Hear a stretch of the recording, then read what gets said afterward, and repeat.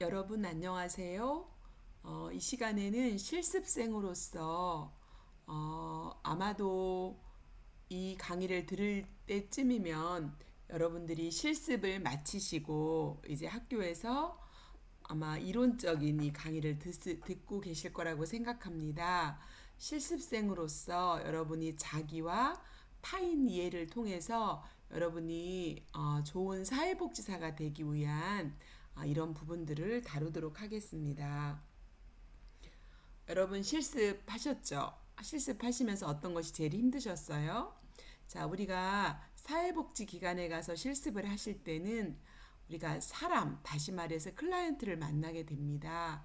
그래서 기관마다 다르겠지만 어떤 기관에서는 아동복지기관에서는 우리 아동 클라이언트를 만나게 되실 것이고 또 장애인 복지기관에서는 장애인 클라이언트를 만나게 되실 것이고 또 노인복지기관에서는 노인 클라이언트를 만나서 다양한 우리가 교류를 하면서 여러분이 실습을 잘 마치셨을 거라고 생각합니다. 자, 여러분, 우리가 다양한 사람을 만나면서 관계를 한다는 것, 특히 또 여러분이 사회복지사와 그 사무실에 있는 다양한 사람들과 업무하는 사람들, 또 여러분이 다른 학교에서 오신 실습하시는 분들, 다양한 사람들을 만나면서 우리가 관계를 한다는 것이 얼마나 힘든지 학교에서 배운 것이 이론이었는데 현장에 가서 부딪혀 보니까 여러분 좀 많이 다르다는 것을 경험하셨을 겁니다. 자, 여러분 여기에 주전자가 있습니다. 여러분 이 주전자가 있는데 예전에 이 주전자 하면 생각나는 거 있으시죠? 저도 어린 시절에 이 주전자에다가 뭐 이렇게 아버지가 이렇게 모심기를 할 때 뭐 막걸리를 받아와라 하면서 이 주전자를 들고 심부름했던 기억이 나는데 아마 여러분은 그런 기억은 없으실지 모르겠네요. 자, 그런데 여러분 이 주전자가 참 볼품없는 찌그러진 주전자입니다. 자, 여러분 이 주전자에서 한번 강점을 한번 찾아보실래요? 이 주전자는 어떤 강점을 갖고 있을까요? 보잘것없는 주전자인 것 같지만 이 주전자에는 또 손잡이도 달려있고 또 뚜껑이 있어서 컵이 없을 때는 또 뚜껑을 열어가지고 컵 대신으로 쓸 수도 있고 또 필요할 때는 막 이렇게 난타처럼 그쵸 이거를 두드리면서 흥을 돋굴 수가 있고 또 어떨 때는 꼭지를 이용해서 나무를 꽂을 수도 있고 화병처럼 또 뭐가 있을까요? 난로에 올려놔서 데워서 물을 데울 수도 있고 또 화분으로도 이 주전자를 사용할 수 있고 여러 가지 장점들을 찾아보면 볼품이 없지만 위부터 밑에까지 하나하나 찾아보면 참 많은 장점들이 있는 것 같습니다. 아마 여러분도 그렇게 생각하시죠? 네, 그렇습니다. 아무리 보잘것없는 주전자 하나라 할지라도 관심을 갖고 강점을 찾으면 얼마든지 강점을 찾을 수 있는 거와 마찬가지입니다. 자, 이처럼 여러분이 사회복지기관에 가서 다양한 사람을 보고 힘든 사람도 보고 또 서로가 잘 소통되는 사람도 만나셨을 텐데요. 자, 우리 클라이언트도 마찬가지입니다. 내가 실습 기간에서 만난 클라이언트를 한번 여러분들이 떠올려 보세요. 네. 그리고 너무 힘들었던 클라이언트도 있고 또 너무나 이렇게 좋은 친밀한 관계가 되었던 그런 클라이언트도 있었을 거라고 생각합니다.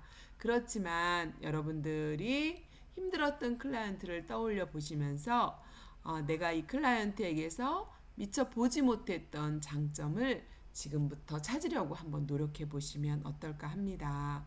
사람에게는 단점도 있지만 그 사람이 가지고 있는 강점이 있습니다. 그런데 나는 강점보다는 단점이 먼저 보여. 이런 분들이 있어요. 또 어떤 분은 나는 단점보다는 강점이 먼저 보여요 하시는 분도 있습니다. 그래서 우리가 이 주전자 하나도 우리가 강점을 갖고 이렇게 강점을 찾아내는 것처럼 우리가 만나는 클라이언트 또 우리가 실습하는 기관에서 사회복지 기관에 다양한 사람들과 다른 학교의 실습생을 만나면서 강점의 각도에서 사람을 바라보는 것이 다르게 보일 수 있다라고 하는 부분에서 여러분이 그런 부분들을 찾아보시면 도움이 될 것 같습니다. 자, 저는 이런 관점에서 여러분들이 이제 다양한 사람들을 만날 때 여러분들이 이제 성격 유형 검사를 통해서 어떻게 사람이 다른지, 또 어떻게 사람을 이해하고 또 나 자신을 알고 타인을 어떻게 알아야 되는지, 그래서 우리가 어떻게 좋은 관계를 만들어 갈 수 있는 것인지, 이런 부분들을 여러분하고 함께 찾아보려고 하는데요. 여러분, 어떤 분들은 MBTI라고 하는 성격 유형 검사를 해보신 분도 계시고, 어떤 분들은 처음 들어본 분들도 계실 거라고 생각됩니다. 오늘은 이 MBTI 유형 검사를 통해서 사람이 어떻게 다른지를 알아보려고 하는데요. 여러분들이 오늘은 전반적으로 제가 이 부분을 설명해 드릴 거고, 여러분이 졸업하시거나 학기 중에도 기회가 된다면 학교 학생 생활 상담센터나 또 심리 상담소를 이용해서 정식 검사지를 여러분이 사용해서 나의 성격 유형 검사를 해보고 또 다른 사람에 대한 이해를 해볼 수 있는 그런 경험을 가져보시는 것이 좋지 않을까라는 생각을 하고 있습니다. 여러분 그렇게 한번 해보세요. 관심 있는 분들은요. 자, 그러면 제가 설명드리도록 하겠습니다.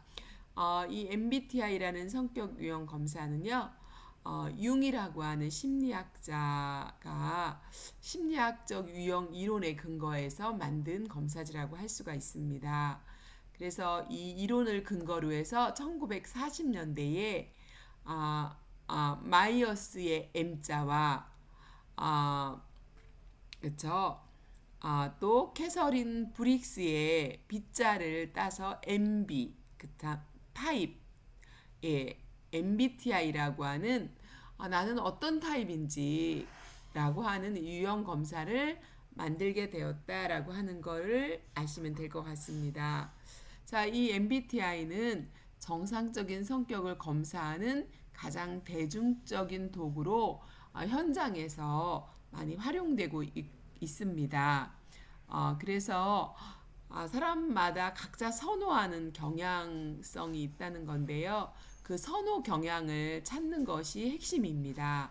이러한 선호 경향들이 인간의 행동에 어떠한 영향을 미치는지를 파악하는 검사로서 인간의 그 선호 경향을 16가지 유형으로 구분해서 이렇게 구분한 그런 검사지라고 할 수 있습니다. 자, 그렇다면 이 MBTI가 활용되는 이유들을 잠깐 살펴보면요. 첫 번째는 자기 자신을 이해하는데 이 MBTI는 많은 도움이 된다라고 하는 것입니다. 자, 태어나면서부터 창조주에게 부여받은 기질이라고 하는 것이 있습니다. 기질은 변화되지 않습니다. 근데 이 부여받은 기질에는 아무런 문제가 없고 이 기질은 서로 너와 내가 다른 것뿐이라는 거죠. 어떤 사람은 기질이 우월하고 어떤 사람은 열등한 것이 아니라는 것입니다. 그래서 자신을 용납할 수 있을 때 우리의 자아상이 건강하다는 거죠. 내가 이렇게 내 자신에 대해서 기질에 대해서 스스로가 용납할 때 우리는 건강한 자아상을 가질 수가 있고요. 이런 자아상이 건강해지면 우리가 자존감이 회복되고 자기 자신에 대해서 애정과 신뢰를 갖고 이런 것들이 자신감도 형성되고 또 인간관계에서 원만한 관계를 형성할 수 있기 때문에 여러분이 자기 자신을 이해하는데 이 도구를 먼저 활용하시고 또 타인을 이해하는데 활용하는 그런 부분이 되면 좋을 것 같습니다. 자, 두 번째는 여러분들이 부모와 친구 등 나의 이웃을 이해하는데 도움이 되면 좋겠습니다.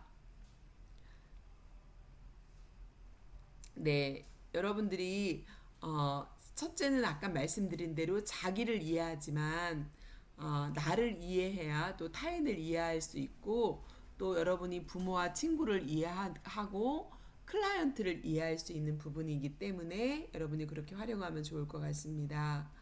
자, MBTI는 네 가지의 선호 지표가 있습니다. 첫 번째는 이 선호 지표 중에서 에너지의 방향이 어디로 향해 있느냐라고 하는 그런 부분이 있는데요. 그 다음에 두 번째는 내가 정보를 수집할 때 어떻게 정보를 수집하느냐라고 하는 것과 판단과 결정을 할 때 나는 어떻게 하느냐, 또 생활 양식에서 이해하는 양식은 어떻냐라고 하는 이 네 가지가 이렇게 어디로 향해 있느냐에 따라 다를 수 있습니다. 자, 예를 들면 에너지의 방향이 외부를 향해 있다라고 하면 외향성이라고 합니다. 에너지의 방향이 내부를 향해 있다 그러면 내향성이라고 할 수가 있습니다. 그리고 정보 수집에서 인식의 기능이 감각적으로 인식하느냐, 직관적으로 인식하느냐에 따라서 다릅니다.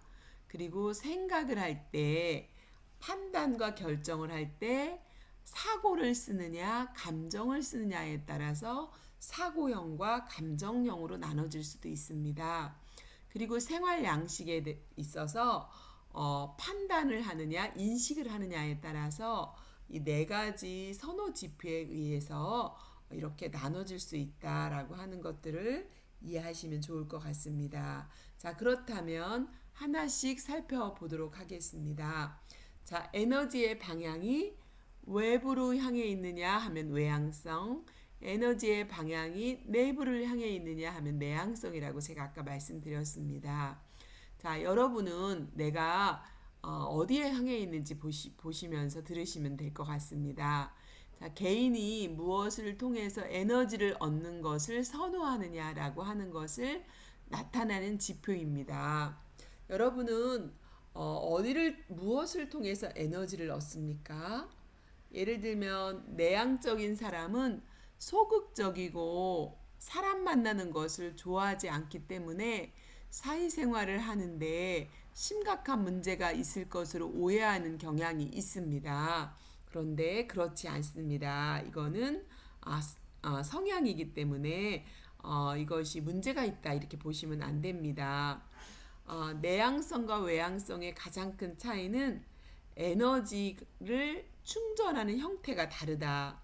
여러분 예를 들면 내향성의 사람들은 어떨 때 에너지가 충전되냐면요. 혼자 있을 때가 충전돼요. 내가 너무나 지쳤어요. 그러면은 사람을 만나는 게 아니라 혼자 조용히 자기만의 방에서 쉬어야 에너지가 충전이 되는 사람이에요. 외향성의 사람은 에너지 충전을 혼자 있으면 안 돼요. 밖에 나가서 활동을 하거나 일을 하거나 사람을 만나야 충전이 되는 사람이 외향성입니다. 자, 그렇다면 여러분은 이렇게 에너지가 다 떨어졌을 때 혼자 있을 때 에너지가 충전되시나요? 아니면 밖에 나가서 친구를 만나서 막 수다를 하거나 활동을 할 때 에너지가 충전되시나요? 자, 여러분의 것들을 한번 외향성이면 외향성의 동그라미, 내향성이면 내향성의 동그라미를 한번 마음으로 한번 해보시기 바랍니다. 자, 두 번째는 감각형과 직관형입니다.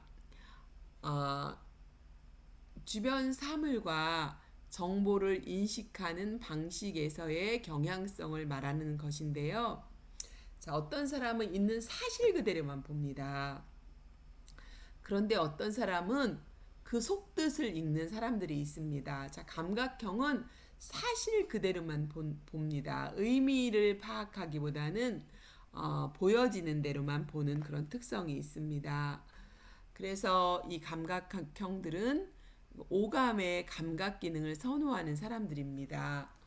오감에 의해서 보고 듣고 확인되고 하는 이 실제적이고 현실적이고 누가 얘기해도 잘 이게 들어오지 않습니다. 본인이 직접 경험을 해야 되고 직접 관찰을 해야 되고 또 구체적이고 순서에 입각해서 세부적이고 구체적으로 이렇게 이야기를 해야 인식하게 되겠죠. 그래서 전체를 보지 못하는 그런 특성이 있습니다. 눈에 보이는 그대로 시작하려고 하는 경향성이 있고요. 이분들은 누군가가 무엇을 표현할 때도 사실적 묘사에 있는 그대로 보고 들은 것에 대해서 뛰어난 특성을 갖고 있다라고 할 수 있습니다. 그러나 이제 감각형은 오감에 의존을 했다면 직관형은 육감입니다. 오감 플러스 하나가 더 있다고 할 수가 있습니다. 예를 들면 사과 그러면 많은 사람들은 사과의 감각형은 사과 그대로를 떠올립니다. 그런데 직관형은 사과 그러면 뭐예요? 막 피가 떠올린다 그래요. 빨간 피가 떠오른다 그래. 이렇게 하나 더 사실 플러스 육감에 의해서 이렇게 그 정보를 인식하는 이런 것이 좀 다를 수가 있습니다. 그래서 이면의 의미를 파악하고 또 전체를 파악하고 또 이렇게 어떤 다양성과 어떤 변화를 즐기는 이런 특성이 직관형의 특성이라고 할 수 있습니다. 그리고 제가 만난 사람들은 직관형은 똑같은 것을 반복하는데 좀 실증을 느끼는 경향성이 있어서요. 다양성을 즐깁니다. 상상력이 되게 풍부합니다. 어떤 것을 보면 그 이면의 것을 상상하는 그런 특성이 있습니다. 그리고 미래지향적이고 창조적이고 세부적인 것은 간과하고 그래서 현실성이 부족한 이런 특성이 있는 것이 직관형의 특성이다라고 할 수 있습니다.